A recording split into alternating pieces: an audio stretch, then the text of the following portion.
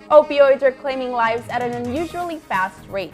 Miami-Dade residents come together in aid for Venezuela. And the homeless community catches a break with newly introduced funds. This and more coming up on Biscayne Bay News.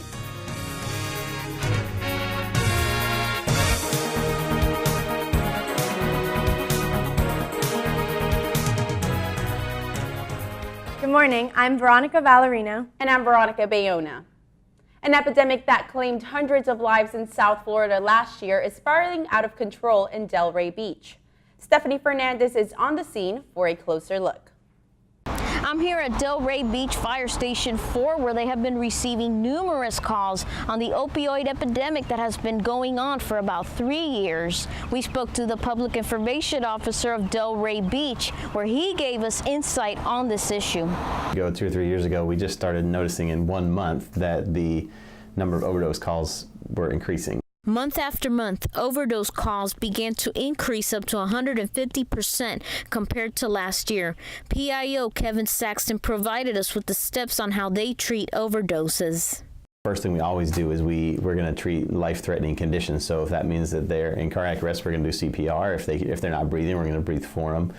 Reversal drugs like Naloxone are provided to treat these patients when overdosing, which blocks the receptors for opioids in the body to reverse effects. The city of Delray is doing the best they can to not put the burden on taxpayers by using government state money instead. It does cost money. I mean, it costs us about $2,000 to respond to one overdose. Some residents share their ideas on this situation. I think, drug overdose is an epidemic. I hope that people can find the help that they need, get off the drugs, and become working, productive citizens. We need to figure out the root causes and figure out where this starts, and maybe that means interviewing people that are going through this type of struggle themselves and find out where it started, so we can kind of try and stop it where it starts. Saxton believes there is a solution to this problem. One of the things we can do is try and educate people about the dangers of this type of thing. I think that the best way to break an addiction is to never have the addiction to begin with, and so we need to educate young people on the dangers of these types of medications, and I mean, people that are currently going through treatment, I mean, they just need to understand how dangerous it is, and so we're big on education. Reporting from Delray Beach, Stephanie Fernandez. Something we can count on being controlled is underage drinking. Take a look at how this restaurant in Davie, Florida is introducing state-of-the-art technology to enforce stricter ID checks. Pototopia, a fast-growing chain restaurant, is now using IntelliCheck's Age ID system to be certain that minors are not being served alcohol. Franchise owner Bill Bormer wanted to make a positive impact after having been a victim to drunk driving in his earlier years. Located near 5 universities and residential communities, it is the perfect addition to keep his customers safe. Age ID scans government-issued IDs and authenticates it in real time. Is getting to campus every day a major struggle? Well, there is good news for Florida International University students and faculty living in Doral. There is now a new transportation option in the works. Our very own Chris Rodriguez has the full story. We're here at FIU for an open forum hosted by the City of Doral's Department of Transportation. They'll be proposing a new trolley route that connects Doral residents to campus. Let's take a look.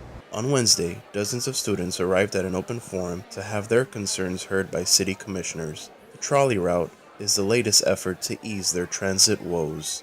We're hosting an event here at FIU. The City of Doral has been doing a study to improve transit from the City of Doral to FIU, as there's about 5,000 students and faculty that do live in the City of Doral and work or study here at the university. They proposed 3 alternate routes that connect Doral residencies and businesses to the university campus. This is definitely a free trolley that the City of Doral currently has.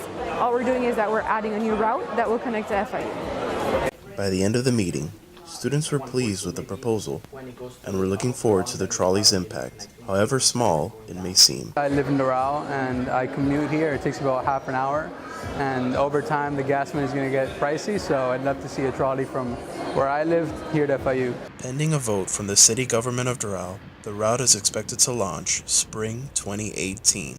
3 new Miami-Dade proposals are underway, and they may change the way you see your neighborhood. Art 95, one of the proposals, founded by 2 FIU professors, intends to bring color and light under I-95 in the Wynwood area. Another proposal, Lighting the Way, would enhance an Allapattah underway by installing welcoming and colorful LED lights. The third proposal, Overtown Artscape, is meant to add vibrance and vivid colors to a popular Overtown underpass. These projects are intended to add value to the Miami-Dade community, encouraging passerbys to enjoy the art around them. I love the way those proposals sound. I feel like it's adding a little more color to our already beautiful city. I totally agree. Not only that, but the first two will make the underpasses safer to travel on. So let's hope they get passed. Well, there is one proposal that didn't have as much luck. Recently, the U.S. Coast Guard rejected a proposal by the Miami River Commission that offered a solution to relieve the Brickell Bridge rush hour traffic. Mayose Tirado is on location to tell us more. Commuters, business owners, and residents of the Brickell community are up in arms about a rejection of a proposal to extend the Brickell Bridge lockdown times during rush hours. The idea was to extend the morning lockdowns until 9:30 a.m. and the evening lockdowns until 6:30 p.m. But after extensive research, the U.S. Coast Guard turned down the request. But it does impact vessel traffic. So if you had vessel traffic standing by to, let's say, go through at 4 or 6 o'clock in the afternoon, and now they can't go until 6:30, they're in with the pile of people at 6:30. But it's a lot like cars. You know, when you're at an intersection, the more cars you stack up, the longer it takes to get through. The best thing right now, quite honestly, is either you're on foot as a pedestrian or you're on your bicycle. And that's realistically the only thing that us as residents can do to remedy the issue. Or else if not, you're stuck in a parking lot of cars whenever the bridge goes up or down. The Police Department, Florida Department of Transportation, and the U.S. Coast Guard are continuing to do research to find a solution. But some things won't change.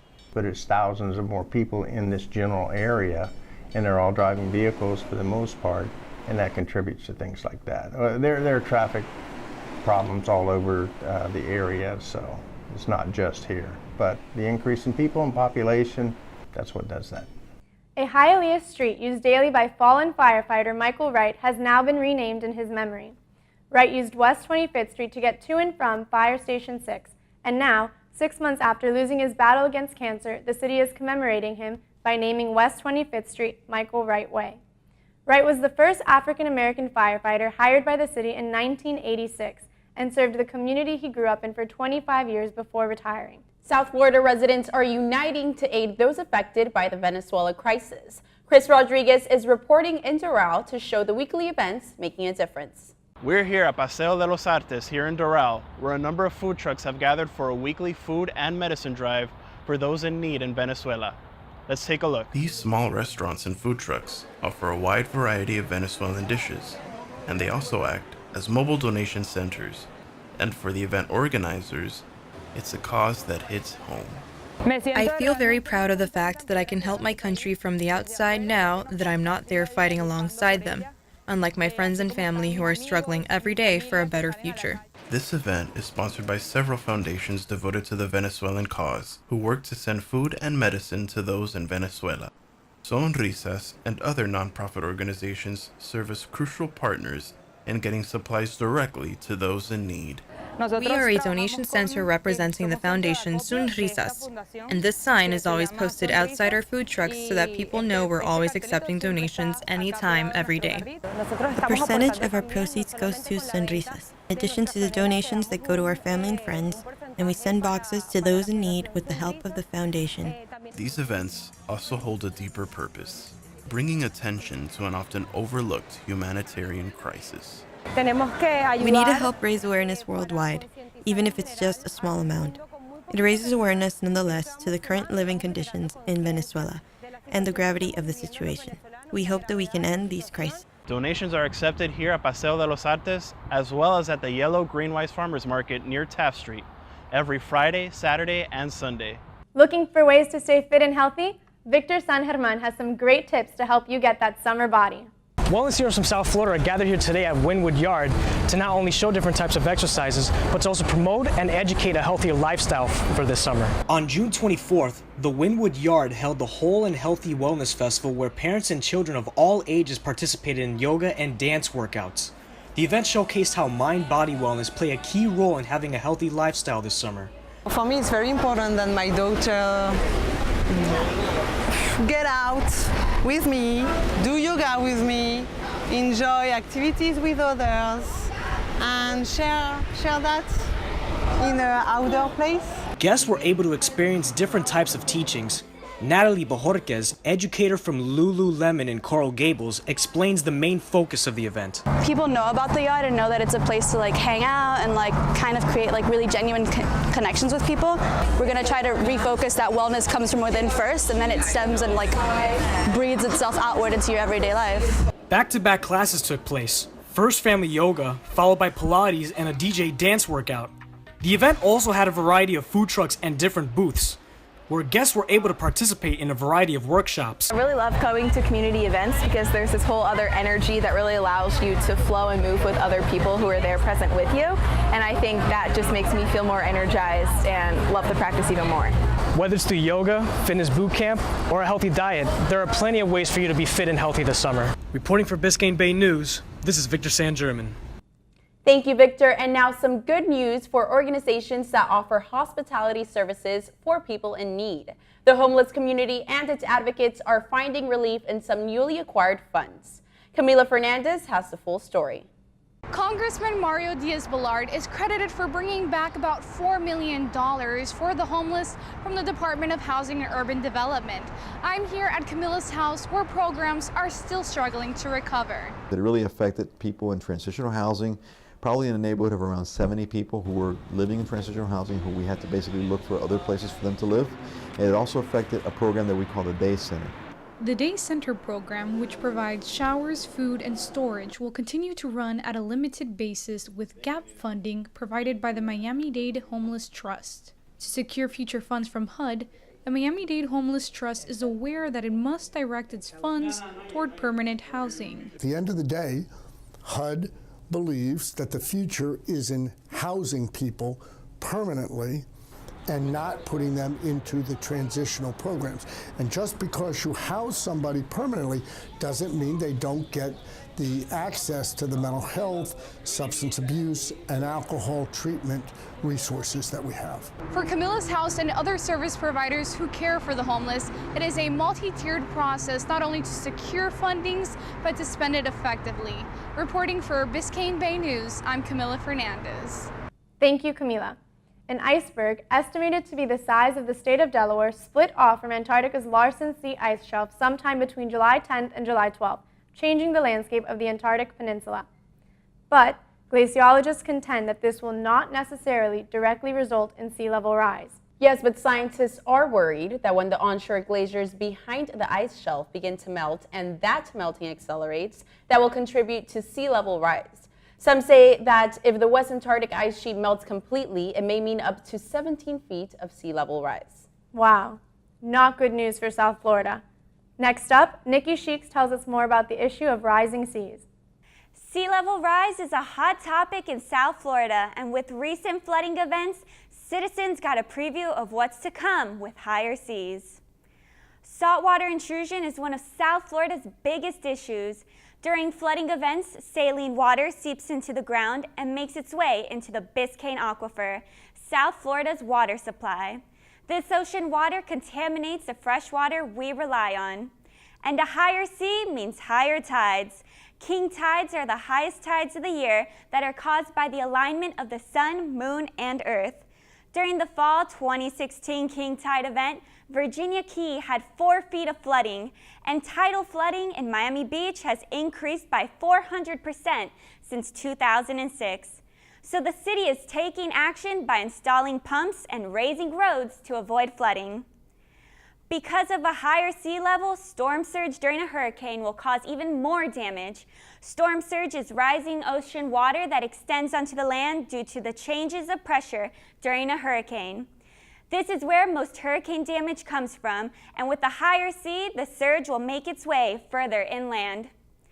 Global warming is an issue that affects the entire world, but because South Florida is at ground zero for sea level rise, all eyes are on us and how we fight the approaching sea. For Biscayne Bay News, this is Nikki Sheeks. Listen up, this news may help you avoid a costly fine. Miami-Dade County has joined the growing list of governments to ban polystyrene products, more commonly known as styrofoam. The use of styrofoam products is now prohibited in all Miami-Dade parks, beaches, marinas, trails, and playing fields. The goal of the Styrofoam ban is to replace the products with biodegradable and environmentally friendly containers, as the styrofoam is a non-renewable petroleum-based product that carries a negative impact for the environment and public health. Getting caught with styrofoam in any of these locations will result in a $50 fine. And as long as you're saving the environment, why don't you venture out to the Everglades National Park this summer? A great place to get in touch with nature. Recent changes are allowing outdoor activities in South Palm Beach County areas. We have Annette de Armas with the latest. Hi everyone, my name is Annette de Armas, and as you can see, we're in the beautiful Florida Everglades. I'm here to tell you about some recent changes that are going to be implemented into this national park. Home to a wide variety of wildlife, the Everglades National Park is the largest subtropical wilderness reserve in the United States. The South Florida Water Management District has recently given approval for public access to a water storage reservoir in the Everglades. Reservoirs like this one are essential in providing clean water for the national park. Reservoirs, also known as stormwater treatment areas, are shallow bodies of water that transfer clean water into the Everglades. Today we have Todd Kroll, a leading environmental expert, to give us more insight about the significance of these reservoirs. The area that they've just opened up to people for hunting, fishing, biking, kayaking is sort of the largest of these areas. So it's really bigger than a stormwater treatment area. It's not quite a reservoir, but it kind of acts like an STA. So my first thought is when you open something up to the public, that has got to be a positive thing, because you want the public to not feel like they're not part of an ecosystem that we so fully depend on, right? I mean, the Everglades gives us fresh water, it gives us all kinds of things, and so you don't want to isolate the public, you don't want to close them out. So the idea of opening it up for hunting, fishing, biking, kayaking, I think is all very positive. Only time will tell what kind of lasting impacts these changes will bring upon the Everglades. Until then, from Bay News, I'm Annette de Armas. Back to you. And the art and culture trend is finally expanding to the Kendall area. Trisha Hanna is live at a local seafood restaurant where monthly transformations are paving the way for this innovative movement. Hi everyone, Trisha Hanna here, reporting from the Fish House, where every month or so crowds gather to take in the raw local talent presented in the backroom. Welcome to Backroom Sessions. Backroom Sessions is a talent showcase focused on Kendall's visual and performing artists. With the common goal of exposing this hidden talent, co-founders Rudy and Angie created Backroom Sessions. The first time I thought of anything near that was like backroom related was back in August 2016. I was trying to really get out of my comfort zone, so I was trying to find a place where I could perform my own like art. And then I went to a place called the Fish House like around November-ish. There's a time that I took Rudy to the back room at the Fish House, and he really liked the vibes there. We had volume 1, like just a couple weeks later, and then we just had volume 5 last Sunday. So. Backroom Sessions' success thrives on teamwork and a love for the movement. The growth has been exponential. We just hit 6 months not too long ago on 27. A lot of places have been trying to do something like this, or a lot of people aspire to do something like this, and I don't think it comes to them that quick. And I think the reason it's working is because of the community. When asked where the future of Backroom Sessions is, their response is simple. It's very global. Global.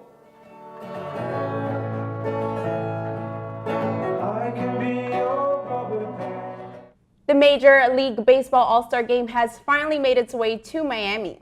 David Waukee is on deck with the happy recap. Well, Veronica, it only took 24 years and a brand new ballpark, but the city of Miami was finally host to their first ever All-Star Game. The festivities kicked off with a home run derby on Monday night as hometown hero Giancarlo Stanton tried to claim back-to-back derby titles.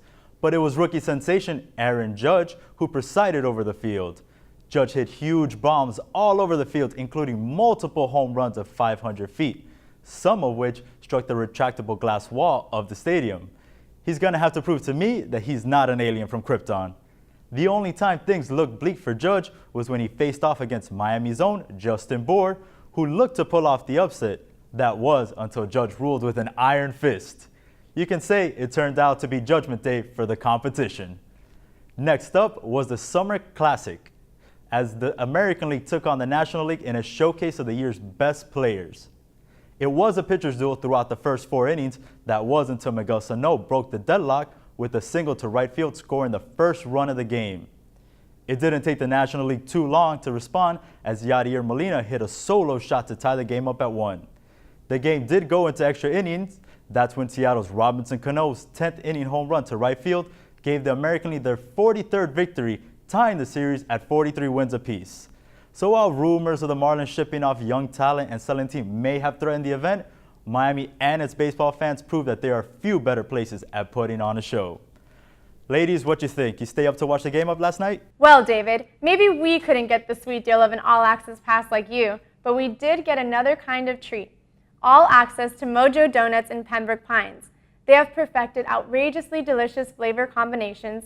The donuts are made in-house daily with exciting and unexpected toppings.